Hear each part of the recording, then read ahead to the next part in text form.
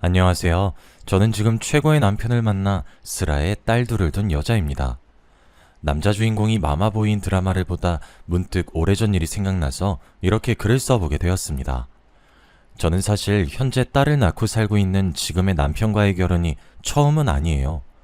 지금의 남편과 결혼하기 전 한 번의 시행착오가 있었죠. 제가 보고 있던 드라마 남자 주인공처럼 전 남편이 심각한 마마보이였는데요. 저는 남편이 마마보이라고 해도 나쁜 사람은 아니니까 참고 살려고 했었어요. 그런데 더 심각한 문제는 남편이 아니라 시어머니셨거든요. 시어머니는 아들과 며느리를 전부 자기 소나기에 넣어 쥐고 흔들고 싶어 하시는 분이었어요. 저는 시어머니의 소나기에 놀아나고 싶지 않아 이혼이라는 결정을 하게 되었습니다. 이혼 전까지는 저와 남편 사이에 아무 문제가 없었고 연애할 때처럼 사이가 엄청 좋았어요. 저는 남편을 직장 동료의 소개로 처음 만나게 되었어요. 원래 소개받는 것을 좋아하는 성격이 아니라서 적당히 거절하려고 했어요. 그런데 동료가 제발 한번 나가달라고 상대방이 저를 보고 반해서 간절히 원하고 있다는 거예요. 그런 말을 들으니까 아직 인기 안 죽었다고 괜히 으쓱거리게 되더라고요. 상대방이 그렇게 원한다는데 거절한다는 건 상대방에 대한 예의가 아닌 것 같다고 한 번은 만나주겠다며 동료한테 새침하게 말했어요. 동료는 너무 고맙다고 이왕 만나는 거 잘 됐으면 좋겠다고 저희를 응원했어요. 근데 막상 만나는 날이 다가오니까 나가기 귀찮아져서 아프다고 거짓말을 칠까 고민을 많이 했어요. 당장 퇴사할 거 아니면 계속 동료 얼굴을 봐야 하니 두 눈 딱 감고 소개팅 장소에 시간 맞춰 나갔어요. 어떤 사람인지 모르는 상태로 만났었는데 남편이 되게 착하고 다정한 거예요. 저를 소개시켜달라고 했던 대범함과는 다르게 사람이 되게 조심스럽고 소심한 면이었어요. 그리고 남편이 다른 사람과 다른 점이 있다면 데이트하는 와중에 틈틈이 시어머니께 전화해서 보고를 하더라고요. 지금 어디에서 뭘 먹고 있다, 어디에서 뭘 하고 있다, 자신의 일거수일투족을 다 보고했죠. 저도 그렇고 요즘 사람들 중에 부모님께 이렇게 연락 자주 하는 사람 잘 없잖아요. 그런데 남편이 어머니 걱정할까봐 계속 연락드리는 모습을 보니 효자란 생각이 들더라고요. 솔직히 남편이 내성적이라 만나면서 재밌진 않았어요. 하지만 어머니에게 하는 행동을 보고 어머니한테도 이렇게 잘하는데 당연히 아내한테도 잘할 것 같다는 생각이 들었어요. 평소에도 온순하고 저를 잘 챙겨줘서 같이 살아도 변함이 없을 것 같아서 결혼을 결심하게 되었죠. 제 생각처럼 남편은 결혼해서도 저밖에 모르고 착하면서 다정했어요. 제가 말하지 않았는데도 집안일을 알아서 척척 도와줬었어요. 자기도 회사에서 힘들었을 거면서 티 하나도 안 내고 오히려 저보고 힘들었겠다며 자기가 저녁을 차리겠다고 주방을 차지해서 저를 주방 근처에도 못 오게 했었어요.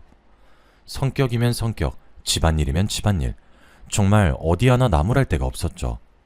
하지만 남편의 유일한 단점은 아침에 눈 뜨고부터 밤에 눈 감을 때까지 엄마를 찾는 것이었어요. 시작은 누구보다 행복해야 할 신혼여행 때였죠. 신혼여행을 떠나는데 가는 동안에도 그렇고 올 때 비행기 안에서까지도 왜 그러는 건지 남편은 슬프다는 듯한 표정으로 일관하더라고요. 당연히 남편 기분이 안 좋아 보이니 신혼여행을 제대로 즐기지 못했어요. 남편은 비행기 안에서 제게 말도 안 걸고 창밖만 보러더라고요. 기분 좋게 떠나야 할 신혼여행에 왜 계속 그런 표정 짓고 있는 거야? 안 좋은 일이라도 있던 거야? 무슨 일인데 내가 무슨 일인지 알아야 위로를 해주던가 하지. 아니, 우리 엄마도 여기 같이 오면 좋아했을 텐데 싶어서. 나만 이렇게 좋은 곳에서 놀고 먹고 하는 게 엄마한테 너무 죄송하잖아. 자기는 진짜 효자인 것 같아. 난 여행하면서 그런 생각 해본 적 없는데 괜히 불효자 된 기분이네. 자기 덕분에 진짜 반성 많이 하게 된다. 우리 다음엔 이런 곳 엄마랑도 같이 오자. 우리 엄마 아직 해외여행 한 번도 안 해봤거든. 아마 엄마도 데리고 오면 엄청 좋아하실 것 같아. 그래, 그러자. 어머님 데리고 같이 오자. 그땐 세 명이서 재미나게 놀자. 저는 그때까지만 해도 남편이 남들과는 다르게 엄청난 효자라서 그런가 보다 했죠. 결혼한 지 한 달 됐을 때쯤엔 본격적으로 남편의 입에 엄마가라는 말을 입에 달고 다니기 시작하더라고요. 시어머니께서 어디서 또 뭘 들었는지 남편한테 아침 일찍부터 전화를 했나 봐요. 저는 주방에 있었는데 남편은 안방에서 전화를 받더니 서랍안을 미친 듯이 뒤지기 시작하는 거예요. 여보, 뭘 그렇게 찾아? 내가 찾는 거 도와줄까? 뭐 찾는데 무작정 그렇게 뒤진다고 물건이 나오겠어? 그래서 필요한 게 뭔데? 빨간 양말. 그림도 없고 줄무늬 같은 것도 없는 새빨간 양말. 나 오늘 출근할 때 그거 신고 가야 돼. 엄마가 그거 신고 가라고 방금 전화 왔어. 뭐? 빨간 양말? 어머님은 뜬금없이 당신한테 그걸 왜 신으라고 하시는데? 그냥 위에 있는 아무 양말이나 신고 가면 안 되는 거야? 아니면 빨간색이랑 비슷한 이 버건디는? 안 돼, 빨간색이어야 돼. 엄마가 꼭 그거 신고 가라고 했단 말이야. 오늘 신고 가야 하루 운세가 좋다고 했어. 나 그거 신고 출근해야 돼. 여보, 그건 다 믿거나 말거나야. 난 또 뭐라고. 겨우 그것 때문에 이렇게 서랍을 다 뒤집어 놓은 거야? 겨우 그거라니. 우리 엄마가 오늘 무조건 그거 신고 가라고 했단 말이야. 양말이 이렇게 많은데 왜 빨간 양말은 없는 거야? 회사 가는 길에 하나 사야겠다. 시어머니는 어디서 들은 건지 모를 하루 운세 때문에 남편한테 전화를 했고, 남편은 또 시어머니 말을 듣고 무조건 빨간 양말을 신어야 한다고 말도 안 되는 고집을 피웠어요. 아무거나 신고 가라고 달래보려고 했으나 시어머니 말을 무조건 들어야 한다면서 고집불통이었어요. 저는 남편을 보며 고개를 절레절레 흔들고 아침을 마저 차리러 나갔었죠. 아침에 양말 찾느라 돌아다니는 이 정도 일은 이제 양반이에요. 저희 남편은 자신에게 일어나는 모든 것들을 시어머니와 공유를 해요. 그리고 저와 의논하기보단 시어머니와 많이 의논을 했고, 저와 싸워도 저랑 이야기해서 풀 생각을 안 하고 바로 시어머니께 말을 했어요. 그럼 저는 시어머니한테 전화로 혼이 나곤 했었죠. 아가, 나다. 너 또 우리 아들이랑 싸웠니? 내가 들어보니까 그렇게 화낼 일도 아닌 것 같더만. 넌 왜 이렇게 우리 아들을 못 잡아먹어서 안달인 거니? 어머님, 제가 남편을 못 잡아먹어서 안달인 게 아니라요. 몇 번이나 말했는데 남편이 안 고치니까 화가 나는 거죠. 제가 한번 말했을 때 남편이 고쳐주면 이렇게까지 화냈겠어요? 사람이 어떻게 완벽할 수 있겠니? 사람이니까 실수도 하고 그런 거지. 실수하는 게 그렇게 용납할 수 없다면 넌 그럼 로봇이랑 결혼하지 그랬니? 매번 이런 식으로 남편과 싸우면 시어머니와 싸우는 건 덤이었어요. 항상 뭔 일이 생기면 2대1로 싸우게 되니 지치는 건 저였죠. 또 한 번은 결혼 후 맞은 두 번째 명절에 있었던 일이었어요. 저희 가족은 몇 년 전부터 명절에 제사를 지내지 않고 단체로 여행을 갔었어요. 역시나 남편은 가족들과 함께 가는 여행에서도 계속 울상을 짓고 있더라고요. 신혼여행 때 일이 생각이 났고 또 시어머니가 생각난 건가 했어요. 여보, 또 표정이 왜 그래? 어머님 생각나서 그래? 얼마 전에 어머님이랑 셋이서 같이 놀고 왔었잖아. 근데 또 왜 그래? 그거랑 이거랑 다르지. 여긴 경주고 거긴 속초였잖아. 나 솔직히 조금 서운해. 우리 엄만 가족 아니야? 사돈이잖아. 같이 올 수 있는 거 아니야? 여보, 생각을 해봐. 우리 부모님이랑 우리 부부만 온 것도 아니고 우리 언니 오빠 부부도 같이 온 거잖아. 그런데 우리 어머님까지 오시면 얼마나 불편하겠어. 당신은 우리 엄마가 불편해? 우리 엄마가 당신을 얼마나 생각하는데 잘 알잖아.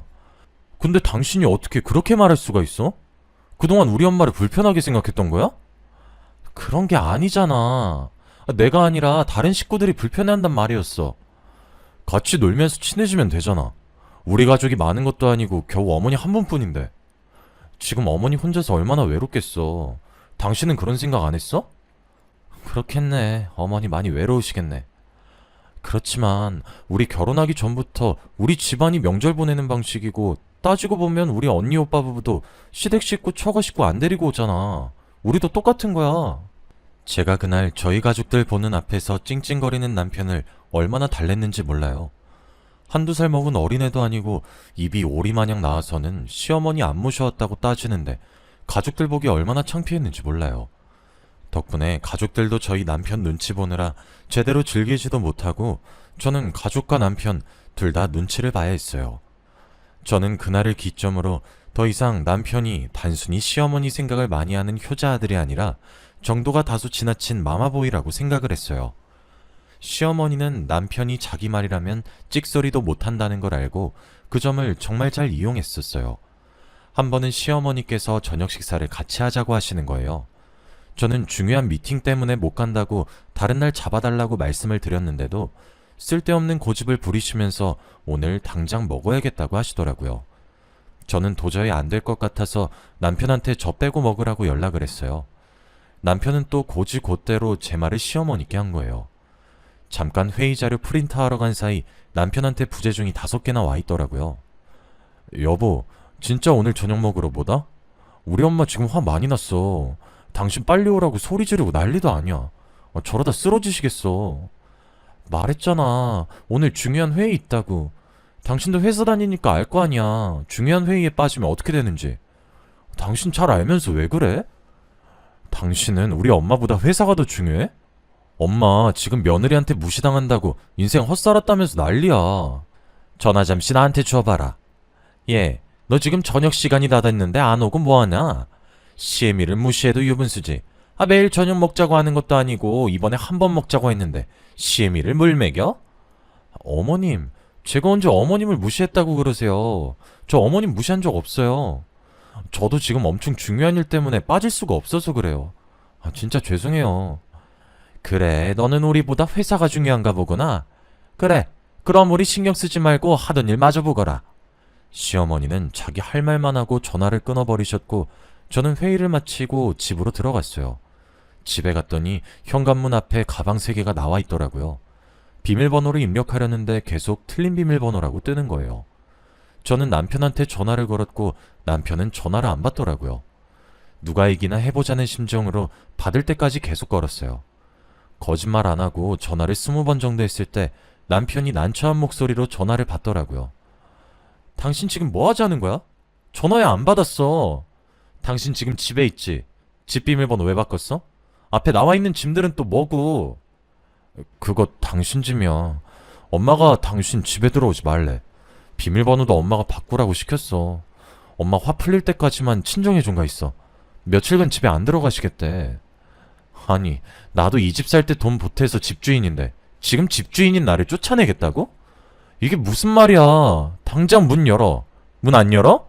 넌 일이 좋다고 남편이랑 시애미 벌였을 땐 이 정도 각오도 안 했니? 너 다시는 이 집에 들어올 생각 하지 말거라. 잘못했다고 나한테 싹싹 빌기 전까진 절대 안 들여보내줄 거니까. 저는 이 꼴로 친정에 가면 부모님께서 걱정할 것 같아서 자존심 한번 버리자는 심정으로 시어머니께 잘못했다고 다신 안 그러겠다고 빌었어요. 남편은 와중에 그냥 집에 오지 그러게 왜 회의에 갔냐고 말하더라고요. 저는 때리는 시어머니보다 말리는 신우가 더 얄밉다고 남편도 꼴 보기 싫어서 그날 다른 방에서 잠을 잤어요.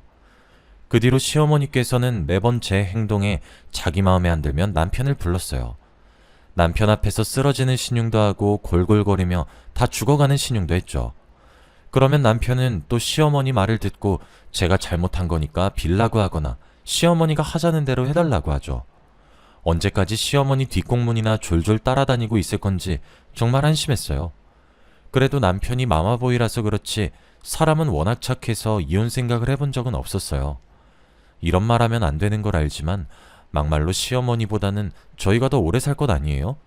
시어머니 살아계시는 동안만 잘 참고 살아보자라는 생각을 했어요.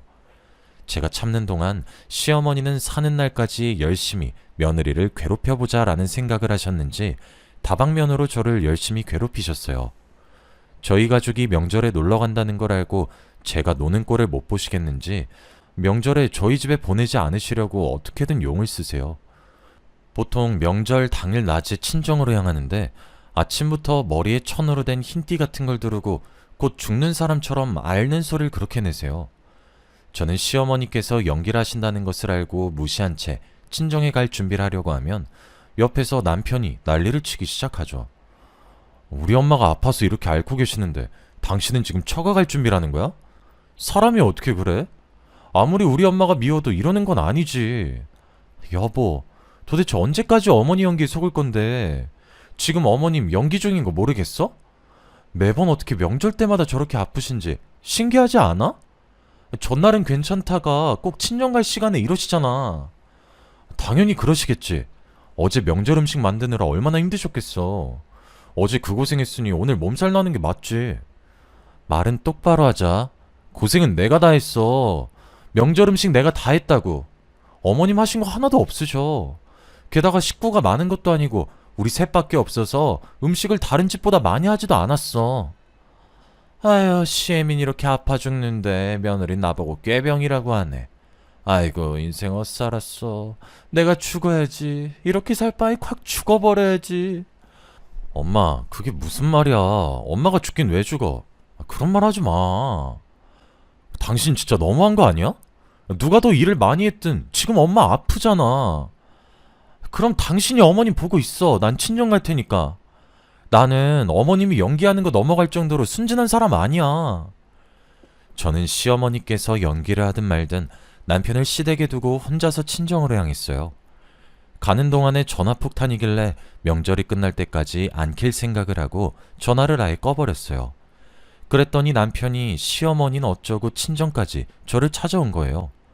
저는 드디어 시어머니가 연기한 걸 알아차리고 온 건가 했는데 시어머니께서 다 죽어가는데 어떻게 시어머니 버리고 여길 올 수 있냐고 저를 데리러 온 거더라고요. 남편의 말을 듣고 저희 부모님은 또 저를 시댁에 보내려고 하시는 거예요. 시어머니가 연기하는 거라고 했는데 어머니는 그래도 그러는 거 아니라고 일단 시댁에 가보라고 하더라고요. 결국 저는 남편 손에 이끌려 시댁으로 다시 갔고 시어머니는 머리에 두르고 있던 걸 치우고 거실 소파에 앉은 채로 팔짱을 끼고 저를 째려보고 계시더라고요. 톡한 것. 예, 너는 시애미가 아파서 누워있는데 그렇게 놀러가고 싶디? 아픈 시애미 혼자 두고 지네 애미애비랑 하하호호 웃으면서 놀고 싶더냐고. 어머님이 아픈 척 연기하신 건데 제가 놀러 못 갈 이유가 있나요? 한두 번도 아니고 2년 동안 명절마다 이러시는 거 지겹지도 않으세요? 그래, 너 노는 꼴 보기 싫어서 연기했다. 독해 빠져서는 어떻게 시애미가 아파서 골골거리는데 눈 하나 깜짝 안 하니? 시어머니는 아들을 자기 소나기에 넣고 쥐락펴락하고 있는 것처럼 저도 자기 소나기에 넣고 쥐락펴락하고 싶었는데 마음처럼 쉽지 않자 제게 폭언을 했어요. 남편은 시어머니가 정말 아픈 척 연기했다는 걸 알고 충격을 받았는지 한동안은 버릇처럼 말했던 엄마 얘기도 하지 않고 안부 인사도 드리지 않았어요. 하지만 습관이라는 게 무섭다고 한 달도 안 돼서 다시 안부 연락하고 입에 엄마라는 소리를 다시 달고 살았죠. 그러다가 결혼 후 남편과 둘이서만 여행 간 적이 없는 것 같아서 둘이서 여행을 가자고 했어요. 하지만 남편은 어떻게든 꼭 시어머니와 동행하려고 하더라고요. 제주도 어떠냐고 했더니 시어머니가 흑돼지 좋아한다고 같이 데리고 가고 싶다고 하고, 대구 어떠냐고 했더니 시어머니가 막창 좋아한다고 데리고 가고 싶다고 하는 거예요. 무슨 지역을 말하든 시어머니가 이런 음식 저런 음식 좋아한다고 같이 데려갈 생각밖에 안 하는 거예요. 저는 항상 시어머니와 함께 갔으니 이번엔 단둘이서만 가자고 했어요. 남편은 제 말에 입을 또 삐죽 내밀더니 여행은 다음에 가자고 하고 방으로 들어가더라고요. 진짜 남편이 저럴 때마다 한숨밖에 안 나오고 뒤통수 한 대 갈겨주고 싶은 거 마지막 남은 인내심으로 겨우겨우 간신히 참고 있었어요. 그런데 남편이 그걸 또 시어머니한테 다 말했나 봐요. 시어머니가 남편한테 저희 여행 계획을 듣고 저희 집으로 찾아오셨더라고요. 어머님, 갑자기 저희 집엔 무슨 일이세요? 오신단 말씀 없으셨잖아요. 네가 우리 모자 사이 갈라놓으려고 아주 난리를 치는구나. 우리 아들은 엄마랑 여행 가고 싶어서 의견 내는데 너가 매번 우리 아들 의견 싸그리 무시한다며? 어머님, 그게 아니고요. 저희 항상 셋이서 여행 가고 단둘이서 간 기억이 신혼여행 말고는 없어요. 오랜만에 둘이서 오붓하게 여행 좀 가려고 했죠. 절대 둘 사이 갈라놓으려고 했던 거 아니에요. 오해예요. 그래, 시애미가 싫어서 죽겠지 아주. 어떻게든 나랑 안 가려고 용을 쓰는구나. 그냥 나보고 죽으라고 코살 지내지 그러니? 그럼 둘이서 여행 마음껏 갈 수 있겠네. 무슨 말을 그렇게 하세요. 전 정말 그럴 의도 없었어요. 솔직히 저희 여행 가면서 어머님 안 모시고 간 적 없잖아요. 한 번 정도는 둘이서 갈 수 있는 거 아니에요? 시어머니는 제가 남편과 자신의 사이를 갈라놓으려고 수작을 부린다고 생각하시면서 말도 안 되는 말을 계속 하시는 거예요. 저는 남편을 째려보았고 남편은 저와 눈이 마주치자 아무 말도 못하고 어머니 뒤에 숨어가지고 자신의 손톱만 매만지면서 쭈뼛쭈뼛거리고 있더라고요. 이게 이렇게까지 싸우고 있을 일인가 싶고 시어머니는 논리도 없이 저렇게 말하는데 반박할 마음도 안 생기더라고요. 저는 잠자코 아무 말 없이 시어머니가 하시는 말을 다 듣고 있었어요. 심심찮게 들려오는 욕은 물론이거니와 저희 부모님까지 거론되더라고요. 니 애미애비가 그렇게 가르치디? 시애미 이렇게 모시라고? 사돈께서 너한테 아주 좋은 거 가르치셨네. 아주 잘 가르치셨어. 여기서 저희 부모님이 왜 나와요? 솔직히 이게 이렇게까지 혼날 일인지도 모르겠고요. 저희 부모님까지 나와야 되는 일인지는 더더욱 모르겠네요. 싹바가지 없이 시애미한테 대들긴? 네 부모가 그렇게 가르쳤으니까 네가 이렇게 행동하겠지. 자식은 부모의 거울이라고 안 봐도 뻔하지. 네 애미도 시애미 이렇게 모셨나 보다. 어머님, 말이 너무 심하신 거 아니에요? 저희 부모님 교육자시고요. 누구보다 저 잘 가르치셨고요. 어머님한테 그런 말 들으실 분들 아니에요. 저는 일 더 크게 만들기 싫어서 대답을 안 하려고 했는데 부모님 얘기엔 참을 수가 없는 거예요. 그래서 시어머니는 똑바로 보고 대들었더니 시어머니는 제가 자기한테 져주지 않으니 화가 나시는지 붉어진 눈으로 다가오더니 제가 피할 틈도 없이 손을 들어서 제 뺨을 내리치셨어요. 저는 어떤 막말을 해도 괜찮았는데 뺨을 때리는 건 절대 용서할 수 없었어요. 눈에는 눈, 이에는 이라는 말이 있듯이 저도 받은 만큼 그대로 돌려주고 싶었어요. 시어머니께 뺨을 맞자마자 저도 손을 들어 시어머니의 뺨을 힘껏 내리쳤어요. 남편은 놀라서 주춤거리고 시어머니도 제게 뺨을 맞을 줄은 몰랐는지 고개가 반대로 꺾인 채로 눈만 껌뻑거리고 있더라고요. 너 지금 내 뺨 때린 거야? 아들아, 지금 봤지? 내 뺨 때린 거, 어? 야, 애미애비한테 뭘 보고 배워서 감히 겁도 없이 시애미 뺨을 후려쳐? 제 뺨 먼저 때리신 건 어머니세요. 제가 받은 대로 돌려주는 성격이라서요. 아이고, 며느리가 시어미 죽이네. 아들아, 당장 경찰서에 전화해. 내가 저거 폭행죄로 콩밥 먹일 거니까. 인생을 잘못 살았어. 며느리한테 뺨이나 맞고. 신고해보세요. 저도 가만히 있지 않을 거니까요. 저희 사촌언니 변호사인 거 아시죠? 저도 뺨 맞았고 정당방이고 그동안 저한테 폭언하셨던 것도 같이 엮을 거예요. 뭐? 우리도 변호사 선임해서 너 콩밥 제대로 먹게 해줄 거야. 진단서 끊어놓을 거니까 너 딱 기다려. 알겠어? 뺨 맞은 걸로 과연 진단서를 끊어주실까요? 그리고 변호사 선임할 돈은 있으세요? 들으려고 들은 건 아니고 저번에 뭐 투자 잘못해서 모아둔 돈 다 잃으신 것 같던데. 제가 맞는 말만 하자 시어머니는 제 말에 반박도 못하고 입을 굳게 다무셨어요. 저는 친정으로 가기 위해서 짐을 챙겼고 합의윤서를 남편 발밑에 던졌어요. 그리고 살짝 웃으면서 시어머니에겐 마마보이 아들 평생 끼고 살라고 했고 남편에겐 돈 반반 내고 산 집이니 빠른 시일 내에 집 정리해서 정확히 반 저한테 보내라고 했어요. 저는 친정으로 가서 제가 그동안 겪었던 것들을 전부 말했어요. 친정 부모님은 잘 나왔다고, 이혼하라고 30대 중반은 충분히 새 출발할 수 있는 나이라며 그동안 그런 집구석에서 고생 많았다고 저를 다독여줬어요. 제가 눈물을 참았던 것도 아니고 그냥 안 나왔었는데 친정어머니 품에 안기니까 저절로 눈물이 나더라고요. 마치 누군가 제 눈에 수도꼭지를 튼 것처럼 눈물이 멈추질 않았어요. 그동안 시어머니나 남편한테 당한 것 때문에 서러워서 눈물이 나는 게 아니라 부모님께서 욕먹으실 분이 아닌데 괜히 욕먹게 만든 것 같아서 미안해서 눈물이 났던 것 같아요. 저는 빨리 끝내고 싶어서 성격 차이로 합의이혼을 했고 집도 팔아서 정확히 반으로 나눴어요. 지긋지긋하던 시댁과 모든 것이 끝났죠.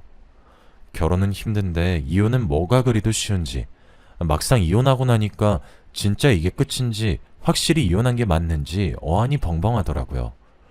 마냥 속 시원할 줄 알았는데 지나온 세월이 아깝기도 하고 여러 가지 복잡한 심정이었어요. 저는 마마보이와 함께했던 결혼 생활을 잊기 위해 일도 열심히 하고 악착같이 살았어요.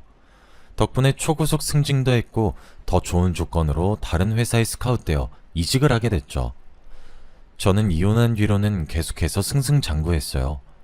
이직한 직장에서 새로운 인연도 만나 이렇게 다시 가정을 꾸리게 됐죠. 원래 결혼 생각이 없던 분이시라 저희 부서의 남편 혼자만 총각이었는데 저를 만나면서 마음을 바꾸셨다고 하더라고요. 저도 이혼한 지 1년도 채 되지 않았었기에 결혼할 마음은 딱히 없었어요. 그래서 저나 남편이나 결혼까지 생각을 안 했고 정말 가볍게 만났었어요. 그런데 만나다 보니 가치관도 비슷하고 웃음 코드도 비슷하고 잘 맞는 게 한두 가지가 아니더라고요. 게다가 헤어질 때마다 둘 다 아쉬워서 계속 제 집에 도착하면 남편 집 데려다 주겠다고 다시 돌아가고, 남편 집 도착하면 또 저희 집 데려다 주겠다고 왔던 길을 다시 가요. 저희 얘기를 듣던 다른 직원이 차라리 결혼해서 같이 사는 게 낫지 않겠냔 말이 나왔고, 아직 결혼은 아니라고 저희가 손살에 치긴 했지만 고민을 하게 되더라고요. 저는 이혼녀인데 남편은 총각인 것도 마음에 걸리고, 이제 이혼한 지 겨우 1년 반밖에 안 됐는데 벌써 재혼을 하는 건 이른 게 아닌가 하는 생각도 들었죠. 남편은 결혼하고 싶어 하는 눈치인데 제가 망설이는 것 같아서 선뜻 결혼하자는 말을 못 하더라고요.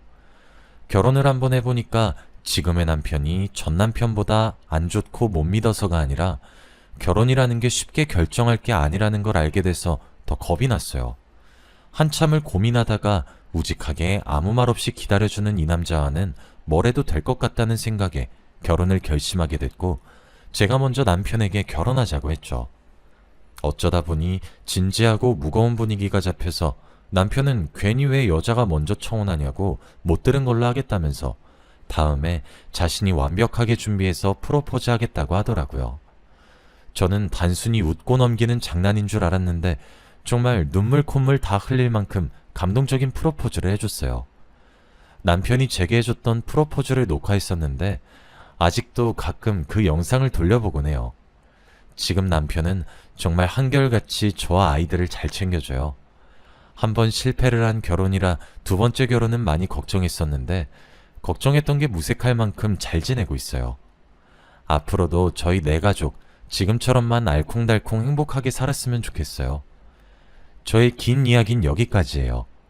이런 사연을 써본 게 처음이라 두서가 없지만 그래도 제 사연 끝까지 들어주셔서 정말 감사합니다.